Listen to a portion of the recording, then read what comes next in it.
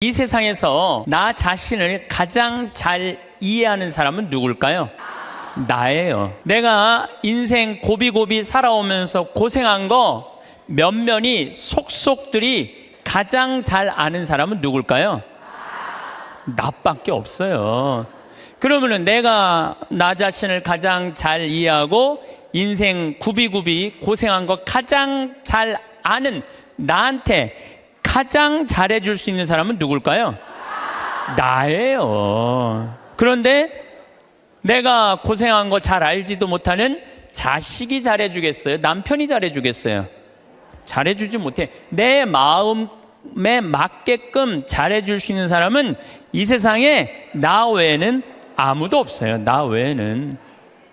그런데 우리는 간혹 내가 나한테 잘해주면 되는데 나는 나한테 잘해주지 않고 남편이 나한테 잘해주지 않는다고 자식이 나한테 잘해주지 않는다고 섭섭하다고 원망하는 어리석은 사람들이 참 많아요. 여러분들 이렇게 살아오면서 내가 사글세, 월세, 전세, 그나마 뭐 아파트 20평, 30평 이렇게 살 때까지 정말 알뜰살뜰 아끼면서 절약한 거 자식이 알 것 같아요? 몰라요. 그런데 몰라준다고 맨날 눈물찍, 콧물찍 짜는 이 바보들이 참 많아요. 오늘 이후부터는 그런 거 섭섭하다고 말하지 마시고 누구한테 잘해주면 돼? 내한테 누가? 내가 잘해주면 돼요. 저는 22년 전에 평택 비전동 성당에 발령을 받아갔어요. 근데 발령 받자마자 주교님께서 2년밖에 안 됐는데 신설 성당인데 성당을 분가하라는 거예요. 뭐 우리 신부들이야 주교님이 명령을 내리면은 바로 해야죠. 그래서 진사리라는 곳에, 진사리는 어디냐면 평택 안성 인터체인지 바로 옆이 진사리예요. 거기서 이제 교우는 200명밖에 안 되는데 분가, 우리 성당은 3,500명 정도 있었는데 그중에 200명을 떼어서 분가를 하라는 거예요. 근데 그 교우들은 이 좋은 성당 놔두고 우리가 거울 나가느냐고 다 설득하고, 또 땅을 보니까 3,200평, 그 평택 평야가 쫙 내려다 보이는 맨 꼭대기에 3,200평 땅이 나왔더라고요. 3,200평이면은 2,000평이 초등학교, 운동장, 건물 다 들어가는 게 2,000평이야, 법적으로. 그러니까 초등학교 딱 보면 다 2,000평이에요. 그거 한 배 반만한 땅이 나왔어요. 16만 원에 22년 전에. 근데 뭐 신설성당에 뭐 돈이 어디 있어요. 그래갖고 이렇게 끌어모으고 저렇게 끌어모았는데도 돈이 2억이 부족하더라고. 그래서 내가 모시던 보좌 신부 때 모시던 본당 신부한테 전화를 드렸어요. 신부님, 성당을 분가하라는 명령을 받았는데 땅을 살라고 그러는데 마음에 드는 땅이 나왔는데 2억이 부족하다. 2억을 좀 꿔줬으면 좋겠다. 근데 이 신부님이요, 단 1초도 주저하지 않으시고 내가 꿔줄게, 내일 와, 딱 그러시더라고요. 네. 내가 또 인간관계가 좋거든요. 그래서 이제 가갖고 다음날 31살, 32살에 22년 전이니까 2억을 이렇게 안주머니에 넣고 오는데 정말로 심장이 부들부들 하더라고요. 그래갖고 이제 갖고 와서 그 땅 계약을 다 했는데 상임위원들이 사기당했다는 거예요. 거기에 뭐 건물도 질 수 없고 신부님 사기당했다고 새벽 2시까지 막 뭐라고 그러더라고요.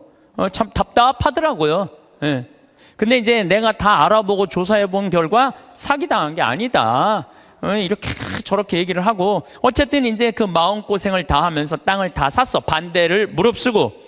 그리고 1년이 지났는데 땅값이 16만 원짜리가 35만 원으로 뛴 거예요. 1년이 지났는데. 그래서 그중에 800평을 팔아서 나한테 돈 꿔준 우리 김창림, 이제 돌아가셨죠. 김창림 필리포 신부님한테 2억을 돌려줬어요. 그러니까 2,400평이 남았는데 거의 돈 한 푼 없이 그냥 산 거야. 그런데 지금은 거기에 아파트가 다 들어왔어요. 아파트가 다 들어왔는데 2,400평이니까 주차 걱정을 해. 좁은 공원, 그냥 그 동네에 공원이 생긴 거. 그래서 무슨 들은 얘기로 내가 들은 얘기니까 카페를 차려갖고 얼마나 근사하게 지냈는지 모른다는 얘기를 들었어요. 그런데 내가 그렇게 마음고생하고 성당터 마련한 거 아무도 몰라.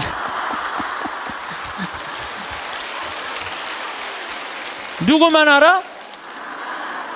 하늘하고 나만 알아. 하늘하고 하느님하고 나만 알아. 그런데 지금은 이제 거기가 겨우 2,000명 정도 됐다고 그래요. 근데 후임자 신부가 몰라준다고. 그 교우들이 20년 전에 내가 그렇게 힘들게 해서 땅 산 거 몰라준다고 내가 맨날 섭섭하다고 그러면요, 나는 쫀쫀한 사람이야. 쫀쫀한 사람. 작은 사람이야. 작은 사람. 그리고 이제는 거기가 평당 큰 몰이 들어가고 평당 한 400만 원까지 올라갔대요. 그러니까 거의 100억 정도 되는 거죠. 100억 정도 되는 돈을 내가 교회에 벌려준 거야. 그런데 아무도 몰라. 그런데 주교님이 몰라준다고, 교회가 몰라준다고 내가 맨날 그렇게 원망하면요, 나야말로 작은 사람이야.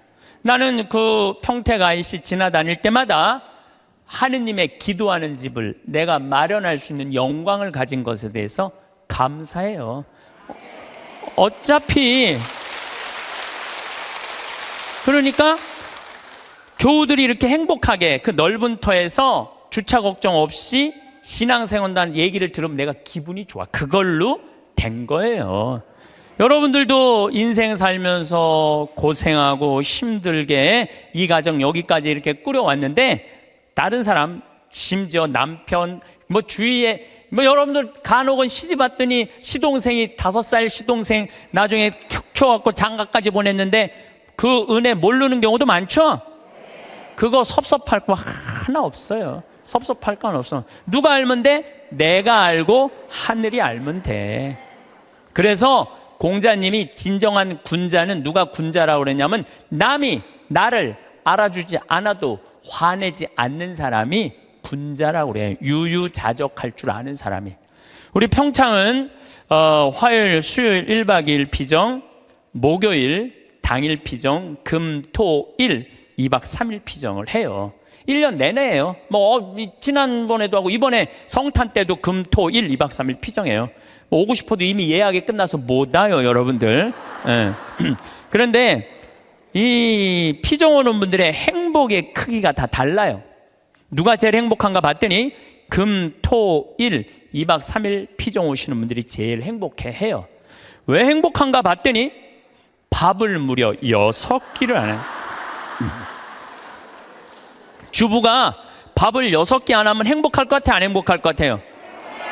무조건 행복한 거예요. 무조건.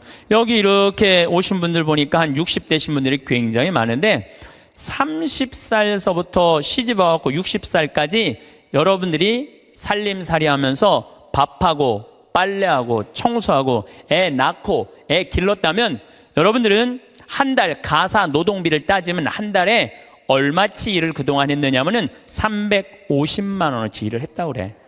그럼 30년 동안 일했으면 여러분들은 남편하고 자식들한테 얼마를 청구할 수 있느냐 하면은 10억 5천을 청구할 수 있어요. 10억 5천. 10억 5천 내놓으라고 그럴 수 있어요. 아니, 법원에 누가 해갖고 25년 동안 그거 해갖고 250만 원 해갖고 5억 청구해갖고 받은 사람이 판결이 나왔어요. 예. 그러면은 2박 3일 금, 토, 일 피정하는데 피정비가 얼마냐 하면은 8만 원이에요. 8만 원. 이틀 밤 자고 6끼 밥 먹고. 그런데 그렇게 10억 5천만 원어치 일을 하고 난 다음에 그렇게 고생한 나한테 너 한번 이틀 밥 안 하고 좀 편안하게 한번 해주는 밥 먹어라. 내가 너한테 한번 쏠게 하고 그 8만 원을 들여서 평창에 피정을 갈라 그럴 때 그 돈이 아까워서 갈까 말까 갈까 말까 이렇게 망설이는 사람들이 많다는 거예요. 그러면서 나 고생하는 거 알아주는 사람 하나도 없다고 눈물 콧물 짤 거 없다 이거야. 그렇게 내가 10억 원 정도 일했으면 나한테 8만 원 정도 쓰는 거 아까워요, 안 아까워요? 써. 그러니까 제발 원망하지 말고 본인을 위해서 쓰라는 거예요. 그리고 1박 2일 당일 금토일 피정 오시는 분들 중에 누가 제일 럭셔리한가 봤더니 금토일 2박 3일 오시는 분들이 제일 럭셔리해요. 왜 럭셔리한가 봤더니 설거지를 안 하잖아. 밥 먹고 우리 잠비아에서 온 커피가 있어요. 그 커피 뽑아서 강 내려다보는 데크에 앉아갖고 저 우아하게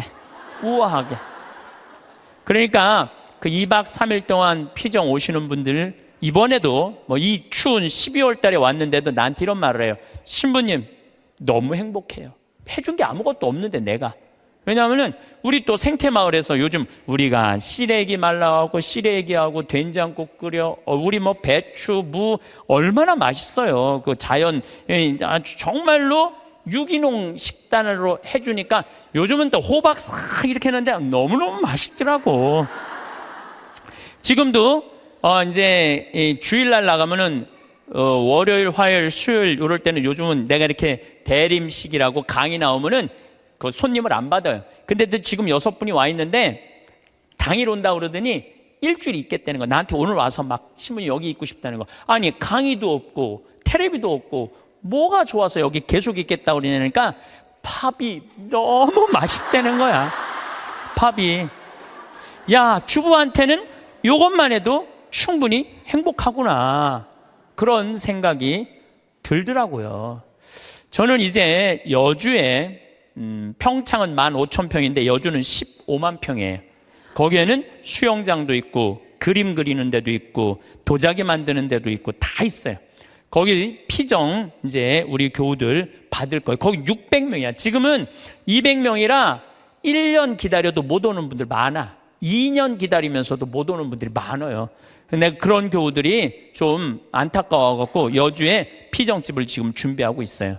근데 거기는 피정 1박 2일, 2박 3일 이런 거 안 해요. 화, 수, 목, 금, 토, 일 5박 6일 피정이에요. 5박 6일 5박 6일 할 거예요. 5박 6일 여러분들 시간 많잖아. 죽지도 않고 근데 5박 6일 피정하는데 피정비를 얼마만 받을 거냐면은 10만 원만 받을 거예요. 10만 원만.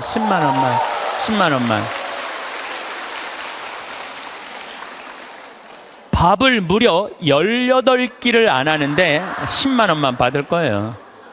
난 사실 우리 천주교 교우들 불쌍해요. 왜 불쌍하냐면은 성당 나오면서부터 많은 헌금을 하든 안 하든 평생 헌금했어요. 그리고 또 불쌍한 데 있으면 2차 헌금하고 교무금하고 또 성당지면 신축금 내고 또 뭐 어려운 데서 와갖고 뭐 꽃동네 뭐 이런 데 와갖고 또 뭐 도와달라 그러면 또 반지도 빼고 뭐 그냥 있는 거 없는 거 나 먹기 살기 힘들어도 어떻게 해? 마음 짠하니까 어떻게 해요? 또 내잖아요. 그런데 그렇게 20년 30년 신앙생활 했는데 정작 내가 외롭고 힘들 때 어디 가서 좀 위로받고 싶은데 그럴 데가 없어요. 별로. 우리 한국 천주교 교회는. 그러니까 교우들한테 받기만 했지 주지를 않아. 내가 그게 제일 불만이야. 그런 공간이 한국 교회에 필요하다 이거야. 그래서 이제 여주는 10만 원이면 여러분들 보통 한 달 생활비 최저가 110만 원인가 그렇더라고. 그러니까 누구나 올 수. 그리고 거기 전철까지 나 있어. 이제 그 앞에까지. 그러니까 여기 65살들은 거기까지 공짜로 올 수 있어. 65살까지는. 전철까지 나 있으니까 마음만 먹으면은 뭐 얼마든지 올 수 있어요. 그래서 우리 교우들한테 그런 공간을 만들어 줘야 되겠다. 우리도 좀 위로받고 살아야 되지 않아요? 맨날 뭐 남만 위로하고 살아. 나는 30년 동안 그렇게 뼈 빠지게 고생했는데. 그런데 제가 한 6년 동안 그 여주에다가 그런 생태 마을을 꾸며서 한국민들, 우리 천주교 교우들뿐만 아니라 한국민들이 쉴 수 있는 오아시스를 만들어야 되겠다. 그래갖고 다 허가를 받아놨는데 이번 2월 달에 교구청에 편지를 했어요. 주교님 허가를 다 받아놨으니 공사비 달라고. 거기가 총 공사비가 얼마냐면 300억이에요. 300억을 내가 무슨 재주로 만들어? 내가 무슨 재주로? 그러니까 교구에서 내야 될 거 아니에요. 근데 답이 없는 거야. 준다는 답이 없어. 그래갖고 내 친한 주교님한테 말씀을 드렸죠. 아니 어떻게 왜 답이 없냐? 허가까지 다 떨어졌는데, 근데 우리 수원교구는 지금 신도시가 굉장히 많이 생겨요. 위례 신도시, 동탄 이 신도시. 신도시가 막 생기니까 거기다 땅 사느냐고 돈을 다 썼다는 거예요. 돈이 없다는 거예요. 그런데 저는 30대 때는 막 내 뜻대로 안 되면 막 교구청에 올라가고 막 뒤집고 소리 지르고 그랬어요. 근데 이제 50이 되니까 생각이 많이 바뀌었어요.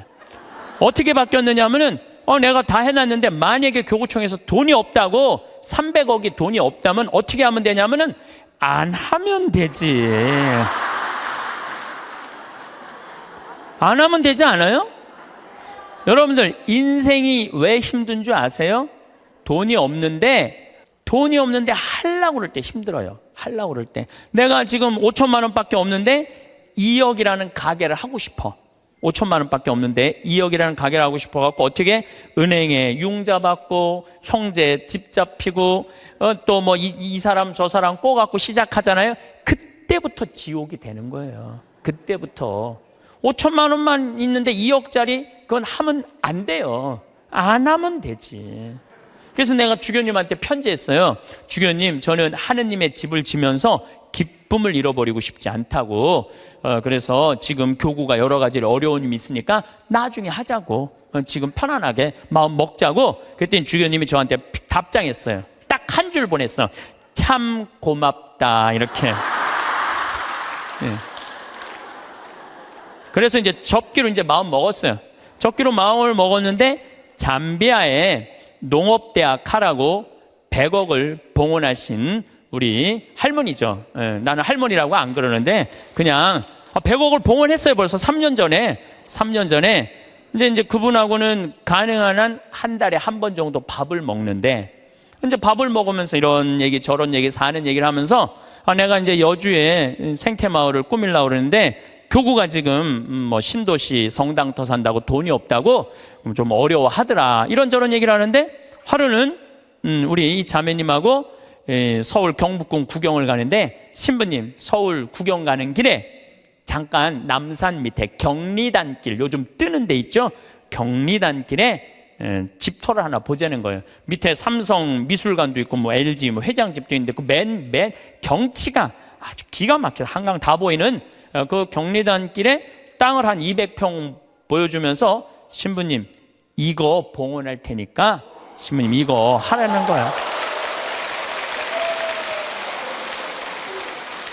그래갖고 거기가 평당 한 평에 6천만 원이야. 한 평에. 근데 200평. 근데 며칠 전에 무슨 공시지가 이런 게 나오는데 123억이 나왔더라고. 그 시세 그게 123억짜리를 봉헌을 하신 거예요. 우리 교우들 쉬는데 그거 신부님 이거 갖고 꾸미는데 좀 이렇게 미천하시라고. 그래갖고 내가 또 이제 주교님한테 가서 아니 이거 저 봉헌을 했는데 이거 어떻게 하면 좋으냐고 그러더니 우리 주교님께서 아우 그럼 우리 하자고. 이렇게 봉헌한 분이 있으니까 난 또 하자고 그러면은 하면 돼. 또 하자고 그러면 하면 돼. 그래서 아마 이제 곧 이제 그 시작이 되면 3년 후 정도면은 우리 교우들이 이용하실 수 있을 거라고 생각을 합니다.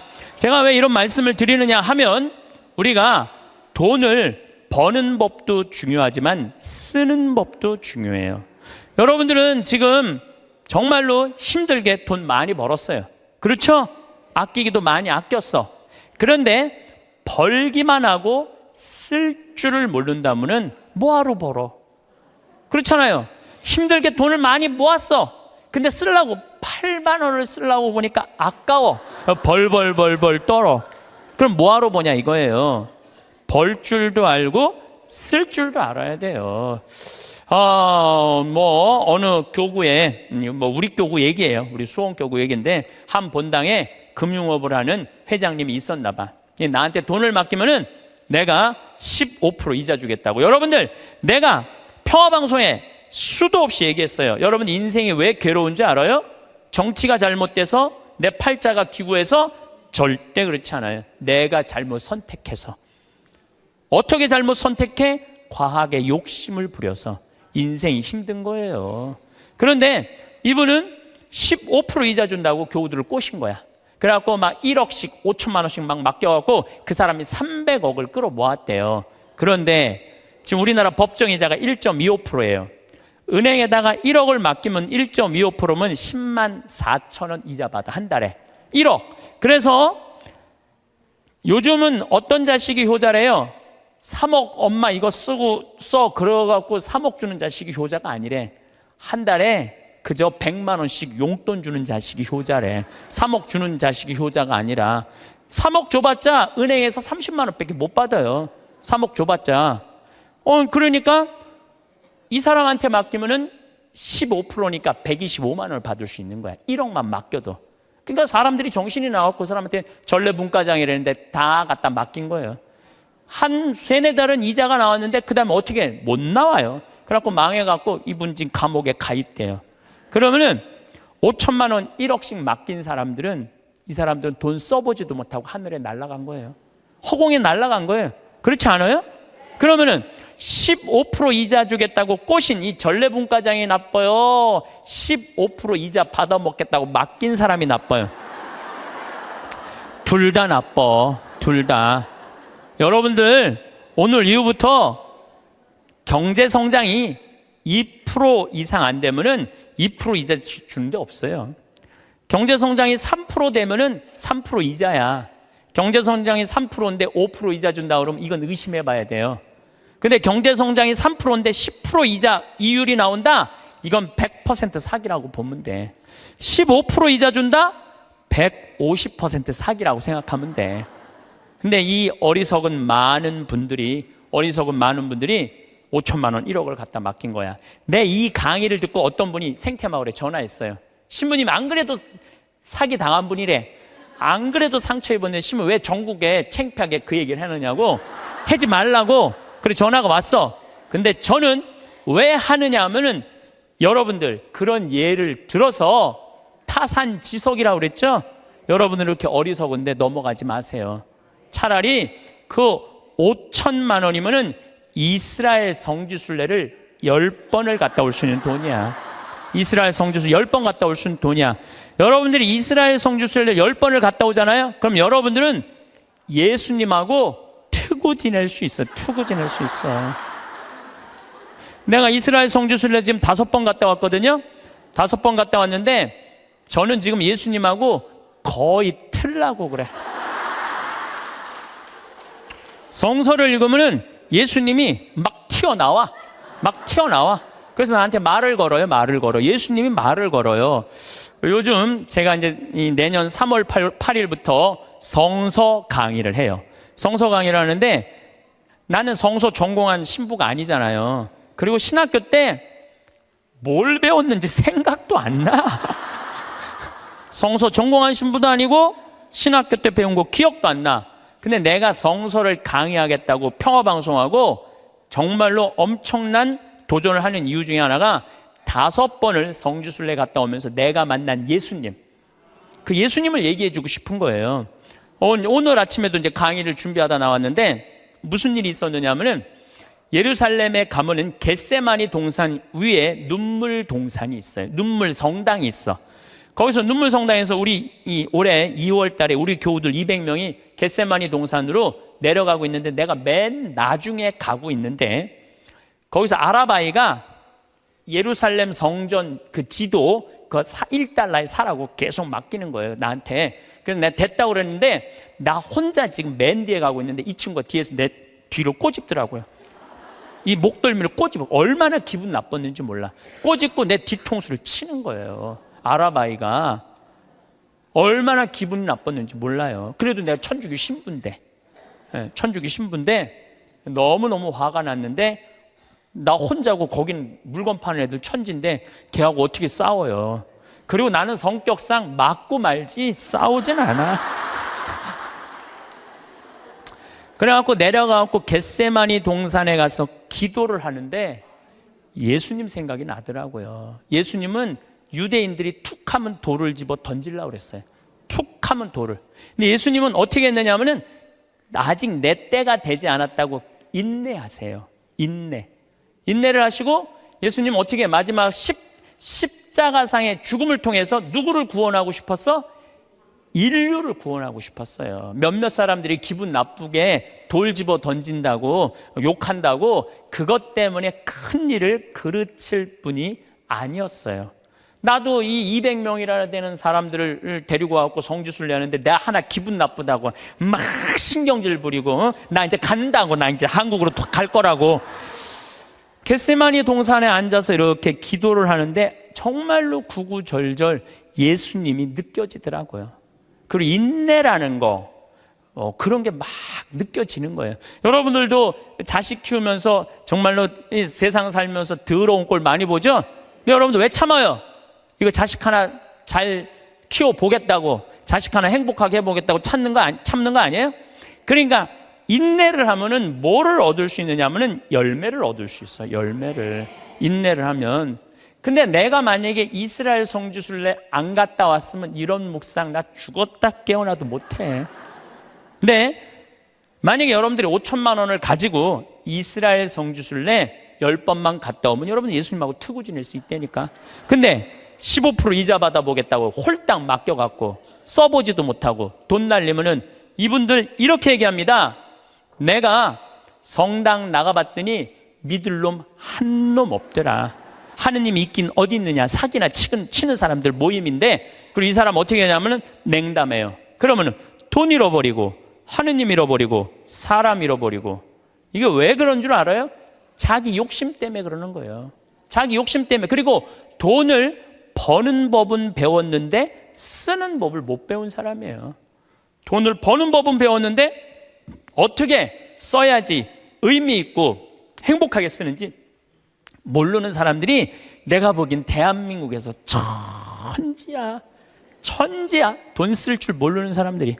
작년에 내가 잠비아 봉사활동을 80명의 교우들하고 갔다 왔어요.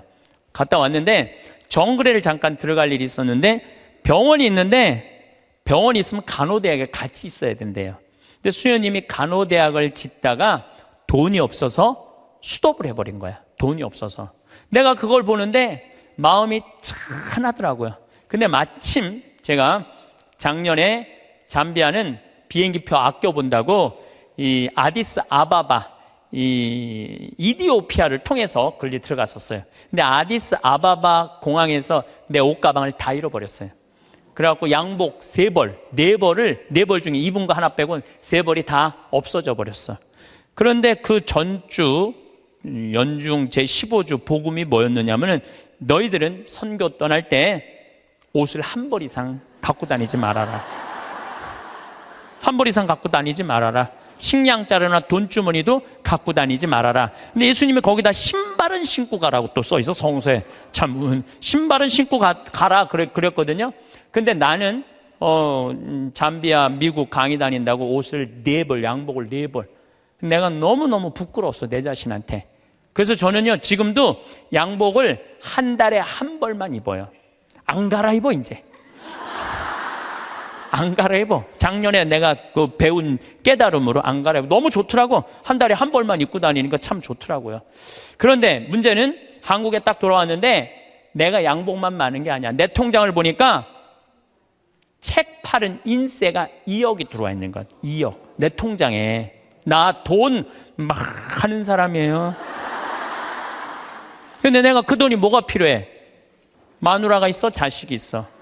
그래서 수녀님한테 전화했어요. 잠비아로. 수녀님, 내가 간호대학 져둘 테니까 간호대학 마저 지라고. 그래갖고 돈을 막 작년에 보냈어요. 계속 2천만 원, 5천만 원씩 계속. 근데 올해 가서 그 정글에 땀부라는 정글에 들어가 보니까 간호대학을 다 져놨더라고. 이제 기숙사 하나 져놓고 기숙사를 2개만 이제 더 지면 완전히 끝나. 이제 돈을 좀만 더 보내면 돼. 근데 우리 직원들이 그걸 보더니 한국에선 감이 없다가 내가 돈을 보내갖고 대학을 줘놓으니까 나를 혼내는 거예요. 신부님 은퇴해서 돈 필요한데 이렇게 돈 다 써버리면 어떻게 하려고 돈을 다 써버리느냐고. 신부님 은퇴하면은 맛있는 것도 먹고 여행도 다니려면 돈이 필요한데 지금 다 써버리면 어떻게. 지금이야 신부님 강의도 다니고 강사료도 많고 인세도 많고 그래갖고 지금이야 뭐 막 부족한 게 없지만 은퇴하면 필요한 게 돈이라고. 신부님 앞으로 돈 모으라고 막 나를 혼내더라고요. 근데 저는 이런 생각이 들어요. 만약에 내가 은퇴해갖고 돈이 없으면 나는 어떻게 할 거냐면은 사제관에 가만히 앉아 있을 거야. 돈 없는데 어떻게 가만히 앉아 있어야지.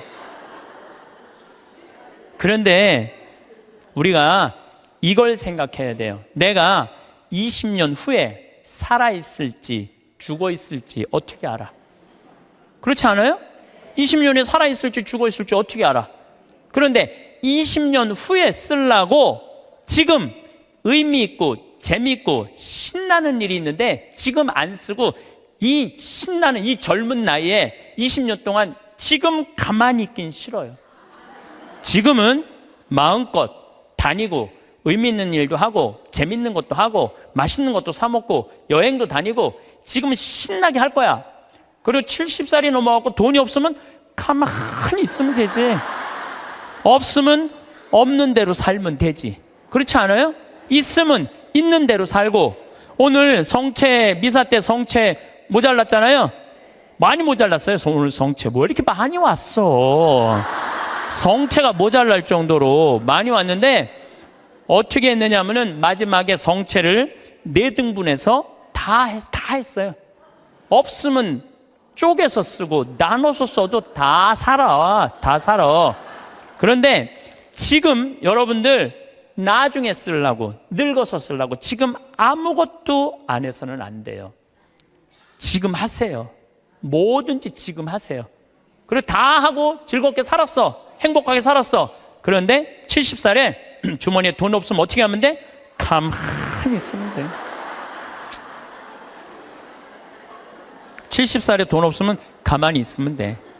많은 분들이 우리 생태마을에 지금도 이제 짬짬이 암 환자들이 많이 와요.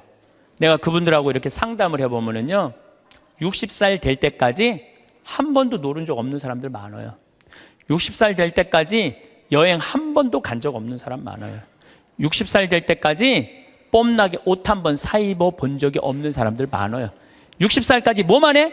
돈만 버는 거예요. 자식 키우고. 근데 떨커덕 암이 걸려. 지금도 한 번 와 계세요.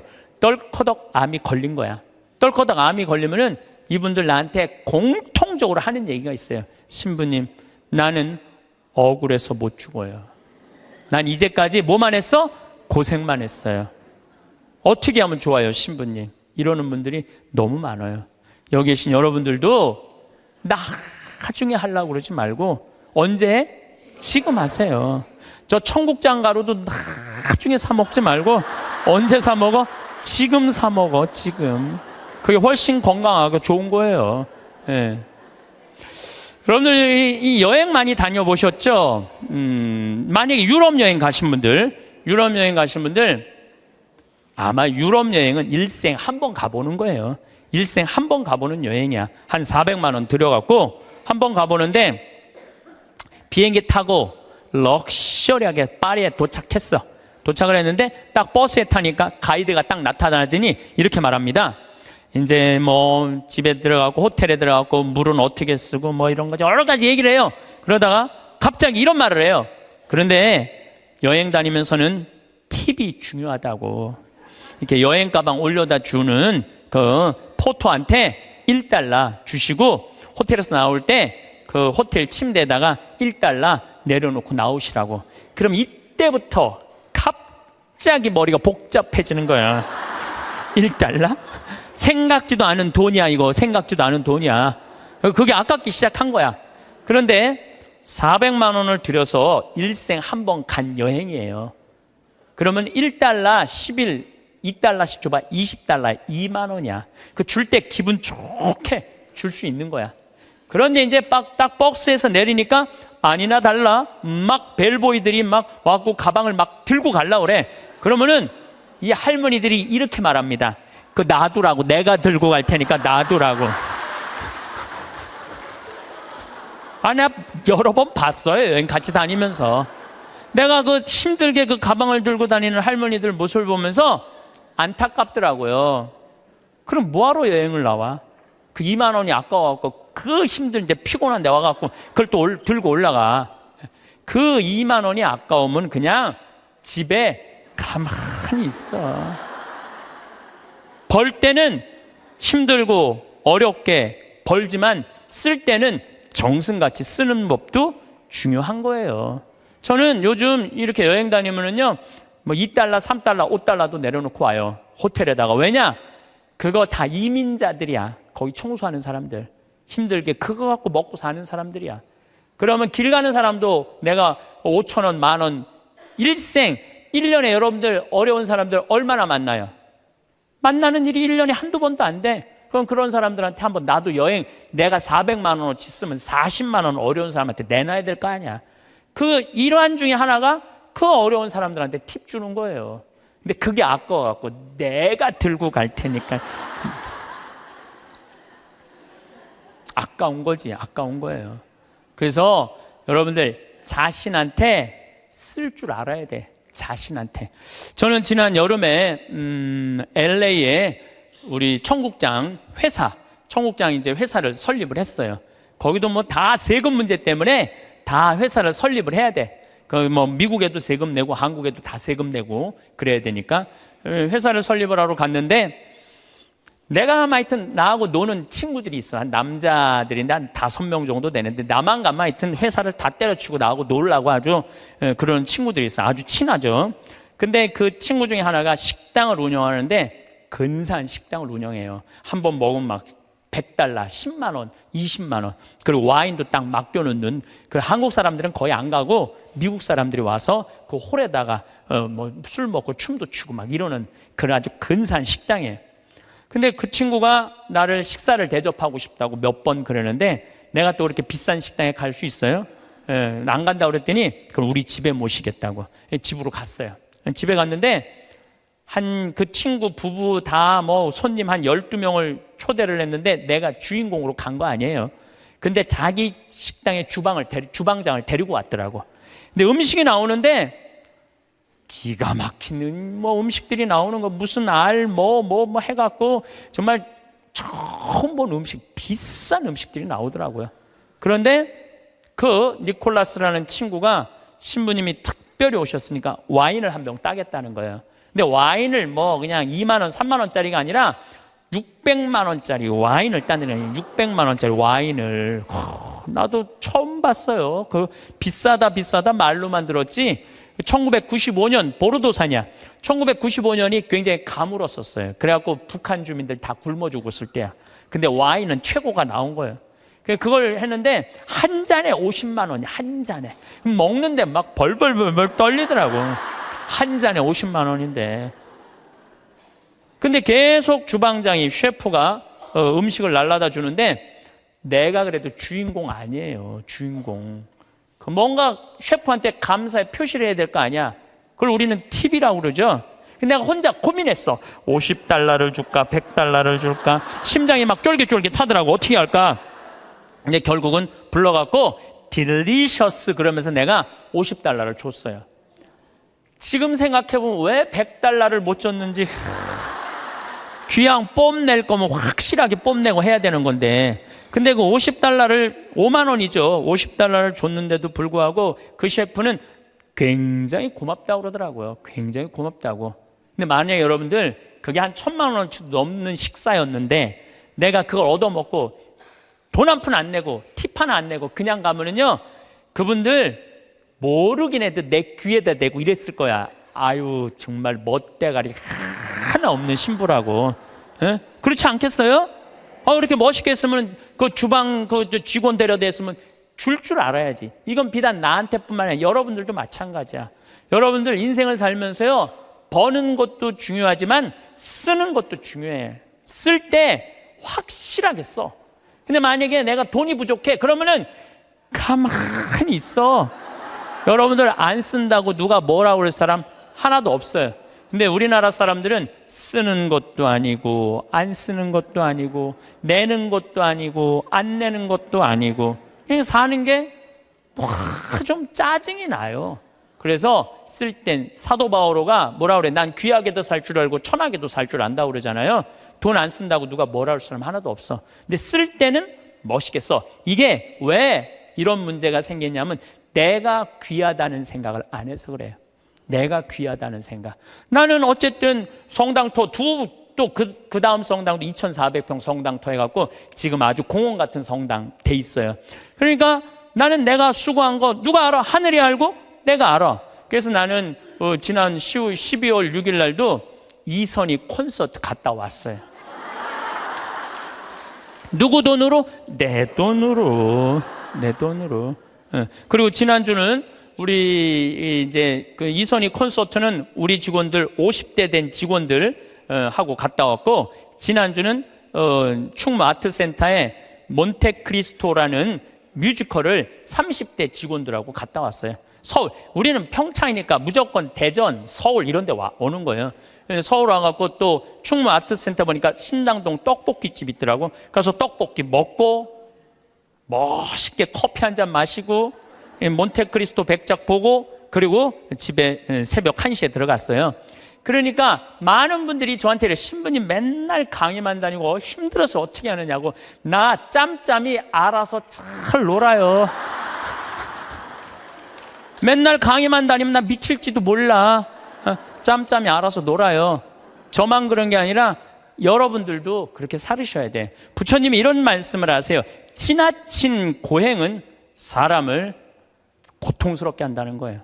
그 다음 지나친 쾌락은 사람을 망가뜨린다는 거예요. 그러니까 놀 줄도 알고 쓸 줄도 알고 인내할 줄도 알고 그렇게 살아야 돼. 어쨌든 누구한테 잘해줘야 되느냐면은 나한테 잘해줘야 돼요. 내가 행복해야지 누구도 행복하게 해줄 수 있어? 남도 행복해 줄 수 있어요. 맨날 자기가 영혼이 찌그러지면은 남편 욕하고 자식 욕하는 거야. 근데 내가 8만 원 들여서 평창 생태마을 피정 딱 갔다 와서 다음날 아침에 기분 좋게 음식 해줄 수 있어요. 그러니까 오늘 이후부터 누구한테 잘해줘? 나한테 잘해주세요. 고요히 흐르는 강물처럼 우리의 삶도 여기까지 유유히 흘러왔습니다. 그동안 걸어온 길에는 햇살이 눈부시게 비치던 날도 비바람이 거세게 몰아치던 날도 있었습니다. 기쁨으로 웃음꽃이 피던 순간도 눈물로 밤을 지새웠던 시간도 모두 지나온 발자취 위에 새겨져 있습니다. 그 모든 순간 속에서 가장 많이 애쓰고 상처받은 마음을 어루만지며 묵묵히 버텨온 사람은 바로 나 자신입니다. 나의 지나온 세월, 나의 깊은 생각들, 남들이 보지 못한 나의 숨은 노력들은 내가 가장 잘 압니다. 밤늦도록 고민했던 선택의 순간들, 아무도 알아주지 않아도 묵묵히 해낸 일들을 기억하고 있는 것은 바로 나 자신입니다. 그래서 이 세상 누구보다 나에게 진심, 어린 이해와 따뜻한 격려를 보낼 수 있는 사람도 바로 나 자신입니다. 때로 다른 이들이 나의 마음이나 노력을 다 알아주지 못한다고 해서 서운해할 필요는 없습니다. 내가 나를 진정으로 인정하고 하늘이 나의 진심을 내려다보고 있다면 그것으로 충분합니다. 잠시 깊이 숨을 들이마시고 나의 어깨를 토닥이며 참 많이 애썼구나, 정말 고생했어 라고 따뜻하게 말해주는 시간을 가져보십시오. 그것이 바로 나를 진심으로 사랑하는 소중한 첫걸음입니다. 삶의 참된 지혜는 가진 것에 많고 적음에 있지 않습니다. 오히려 가진 것을 어떻게 의미 있게 사용하느냐에 있습니다. 돈도 마찬가지입니다. 때로는 나를 위해 무언가를 하는데 괜스레 주저하기도 합니다. 다른 사람을 위해 아껴야 한다는 책임감 때문에 망설이기도 하죠. 하지만 꼭 기억해야 합니다. 나 자신의 마음을 기쁘게 하고 나의 영혼을 풍요롭게 하는 일에 쓰는 것은 결코 낭비가 아닙니다. 그것은 메마른 땅에 단비를 내리듯 지친 우리 삶에 새로운 생기와 활력을 불어넣어 줍니다. 먼 미래만을 바라보며 오늘의 작은 행복들을 그냥 지나쳐버리지는 않으셨으면 합니다. 오늘 문득 눈에 들어온 꽃 한 송이의 아름다움, 오늘 천천히 음미하며 맛보는 음식의 즐거움, 오늘 마음을 나누며 주고받는 따뜻한 대화가 얼마나 소중한지요. 따스한 봄 햇볕 아래 잠시 눈을 감고 그 온기를 느껴보는 순간, 오랜만에 걸려온 그리운 목소리에 귀 기울이는 시간, 창가 화분에서 연두색 새싹이 고개를 내미는 모습을 발견하는 작은 기쁨 같은 것들이 바로 그런 것입니다. 이런 소소하지만 빛나는 순간들이야말로 평범한 일상을 반짝반짝 빛나게 만드는 작은 보석들입니다. 지나친 욕심은 오히려 마음에 무거운 짐이 될 수 있습니다. 반대로 내가 가진 것을 의미 있는 곳에 기꺼이 나누고 베풀 때 우리는 예상치 못한 더 큰 기쁨을 경험하기도 합니다. 오늘, 바로 지금, 이 순간을 온전히 느끼며 충실하게 사는 것이야말로 가장 중요한 삶의 자세입니다. 한 유명한 소설에는 이런 희망찬 구절이 나옵니다. 내일은 아직 아무것도 실패하지 않은 새로운 날이라고 생각하니 즐겁지 않나요? 이 말처럼 매일 아침은 우리에게 주어지는 또 다른 소중한 기회입니다. 어제의 아쉬움은 뒤로 하고 오늘 새롭게 주어진 시간 속에서 작은 기쁨과 깊은 의미를 찾아보는 것이 나를 아끼고 사랑하며 살아가는 가장 지혜로운 방법입니다. 그렇게 하루하루를 정성껏 채워나가다 보면 우리의 삶은 점점 더 깊어지고 아름다워질 것입니다. 그렇습니다. 매일 아침 창문으로 스며드는 햇살 한 줄기에도 새로운 시작에 대한 약속이 담겨 있습니다. 지금까지 걸어온 길 위에서 만났던 수많은 얼굴들과 사건들이 모두 지금의 나를 이루는 소중한 바탕이 되었습니다. 그 길 위에는 미처 다 피우지 못한 꽃봉오리 같은 아쉬움도, 예상치 못한 것엔 풍랑에 흔들렸던 순간들도 있었을 것입니다. 하지만 바로 그 모든 과정들이 있었기에 지금의 깊은 눈빛과 세월의 무게를 품은 미소가 우리 안에 자리 잡을 수 있었습니다. 그러니 지나간 일들에 대해 너무 마음 아파하거나 후회 속에 머무르지 않아도 괜찮습니다. 모든 경험은 삶이 우리에게 주는 귀한 가르침이었고 그 가르침들이 모여 지금의 지혜를 이루었습니다. 스스로를 향한 따뜻한 시선은 무엇보다 중요합니다. 살아오면서 우리는 가족을 위해, 주변 사람들을 위해 수없이 많은 것을 참고 인내하며 살아왔습니다. 때로는 내 마음보다 남의 마음을 먼저 헤아리며 살아온 세월이 얼마나 길었는지요. 이제는 그 따뜻한 마음을 나 자신에게도 온전히 돌려줄 시간입니다. 나의 작은 감정 하나하나를 소중히 여기고 나의 몸과 마음이 보내는 신호들에 세심하게 귀 기울여주는 것이야말로 진정한 자기 돌봄의 시작입니다. 때로는 아무것도 하지 않고 그저 조용히 쉬어가는 것, 좋아하는 차 한 잔을 천천히 우려내어 음미하는 것, 마음 가는 대로 발걸음을 옮겨보는 여유로운 산책 같은 소박한 행동들이 바로 나를 진심으로 아끼는 소중한 표현이 됩니다. 돈을 쓰는 지혜에 대해서도 생각해 봅니다. 단순히 물건을 사는 것을 넘어 나의 마음을 진정으로 풍요롭게 하는 의미 있는 경험에 투자하는 것은 참으로 값진 일입니다. 오랫동안 가보고 싶었던 장소를 찾아가 소박한 여행을 즐기는 것, 새로운 것을 배우며 지적 호기심을 채우는 것, 마음이 잘 통하는 이들과 함께 맛있는 음식을 나누며 웃음꽃을 피우는 시간들이 바로 그런 것입니다. 이러한 경험들은 돈으로 환산할 수 없는 기쁨과 삶의 활력을 선사하며 우리의 남은 날들을 더욱 의미 있고 풍성하게 만들어줍니다. 또한 돈을 지혜롭게 쓰는 것만큼이나 중요한 것은 시간에 대한 우리의 태도입니다. 시간은 누구에게나 공평하게 주어지지만 그 시간을 어떻게 활용하느냐에 따라 삶의 빛깔은 달라집니다. 이제는 조급함이나 의무감에서 벗어나 오롯이 나만을 위한 고요한 시간을 충분히 가져보는 것이 필요합니다. 창가에 앉아 좋아하는 책을 읽거나 잔잔한 음악을 들으며 명상에 잠기는 시간은 지친 마음에 평화를 가져다 줍니다. 손수 작은 정원을 가꾸거나 마음 가는 대로 그림을 그리고 마음속 이야기들을 글로 풀어내는 창조적인 활동들은 삶에 새로운 즐거움을 더해줄 것입니다. 나이가 들어간다는 것은 결코 쇠락을 의미하지 않습니다. 그것은 마치 햇볕을 받아 잘 익어가는 과일과 같습니다. 겉모습은 시간의 흐름에 따라 변할지라도 그 속은 더욱 깊은 맛과 향기, 풍부한 지혜를 품게 됩니다. 젊은 날의 열정과 패기는 이제 잔잔한 미소와 너그러운 포용력으로 바뀌고 세상을 바라보는 시선은 더욱 깊고 넓어집니다. 젊은 시절에는 보이지 않던 세상의 이치와 사람살이의 깊이를 꿰뚫어보는 통찰력이 생기기도 합니다. 과거에는 미처 보지 못했던 삶의 작은 아름다움들이 눈에 들어오고 사소한 일상 속에서도 감사하는 마음이 자연스럽게 샘솟기도 합니다. 이러한 변화를 기꺼이 받아들이고 지금 이 나이만이 가질 수 있는 품위와 즐기는 것이 중요합니다. 우리는 살아가면서 수많은 관계를 맺습니다. 그 관계 속에서 때로는 기쁨을 얻고 때로는 상처를 받기도 합니다. 이제는 무리하게 모든 사람에게 좋은 사람이 되려고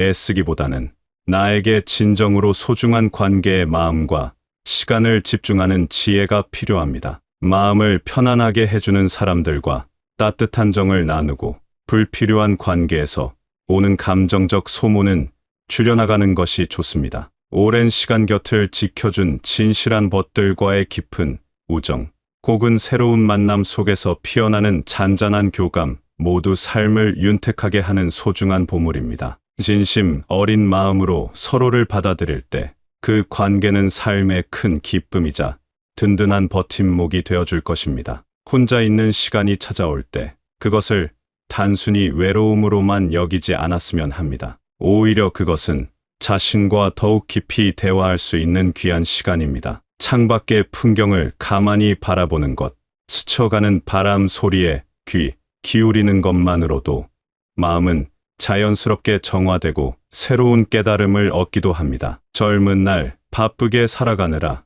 미처 깨닫지 못했던 내면의 소중한 소리들을 발견하고 자신만의 생각과 느낌들을 정리하는 시간은 마치 삶의 여정에서 잠시 쉼표를 찍고 숨을 고르는 것과 같습니다. 이런 고요한 시간 속에서 우리는 잊고 지냈던 소중한 기억들을 떠올리기도 하고 삶의 의미를 새롭게 발견하기도 합니다. 이러한 순간들이 모여 내면의 정원을 더욱 풍요롭게 가꿔줍니다. 때로는 삶이 버겁게 느껴지고 마음이 지칠 때도 있을 것입니다. 그럴 때면 잠시 멈추어 서서 드넓은 하늘을 올려다보십시오. 끝없이 펼쳐진 하늘 아래 우리는 작은 존재일지 모르지만 그렇기에 더욱 소중한 존재입니다. 자연의 거대함 속에서 잠시 무거운 시름을 내려놓고 마음속 깊은 곳에서 들려오는 내면의 목소리에 귀 기울여 보십시오. 우리 마음속에는 어떤 어려움도 이겨낼 수 있는 강인한 힘과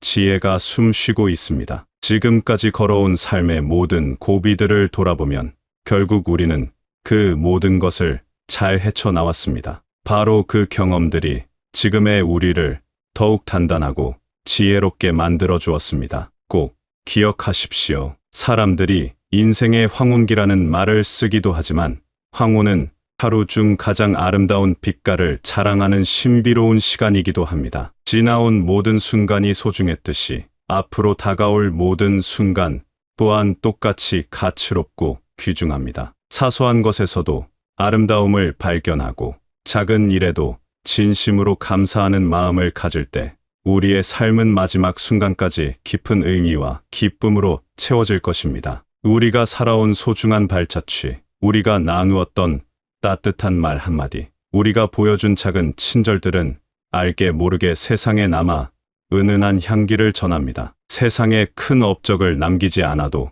괜찮습니다. 진심을 다해 살아온 모든 평범한 날들은 그 자체로 아름다운 이야기이며 다음 세대에게 조용한 울림을 주는 소중한 선물이 됩니다. 삶의 지혜는 그렇게 자연스럽게 흘러가는 것입니다. 마음속 가장 깊은 곳에 꺼지지 않는 작은 등불 하나를 늘 켜두십시오. 그 따뜻한 등불은 인생의 길을 은은하게 비추며 우리에게 변함없는 위안과 평화를 가져다 줄 것입니다. 자신을 진심으로 아끼고 사랑하는 마음, 그리고 오늘을 충실하게 살아가는 지혜가 있다면 우리의 매일은 잔잔한 행복으로 가득 찰 것입니다. 과거의 경험은 현재를 지혜롭게 살아가는 밑거름이 되고, 현재의 충만함은 미래를 향한 희망의 씨앗이 됩니다. 이 모든 순간들을 따뜻하게 끌어안고 깊은 평온함 속에서 삶의 아름다운 여정을 계속해 나가시기를 진심으로 바랍니다.